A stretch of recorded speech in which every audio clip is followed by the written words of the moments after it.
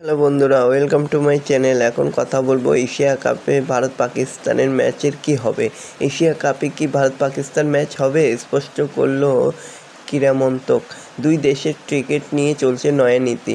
Asia কাপে কি হবে ভারত পাকিস্তান ম্যাচ, এই প্রশ্ন ঘুরছিল দুই দেশের সমর্থকদের মনে। ভারত পাক ম্যাচ নিয়ে নতুন নীতি জারি করলো ক্রীড়ামন্ত্রক। তো বন্ধুরা, এরকমই সব খেলার খবর প্রতিনিয়ত জানতে হলে চ্যানেলটিকে অতি শীঘ্রই লাইক, কমেন্ট, সাবস্ক্রাইব করতে ভুলো না। আর বন্ধুদের মধ্যে প্রচুর পরিমাণে শেয়ার করে দাও।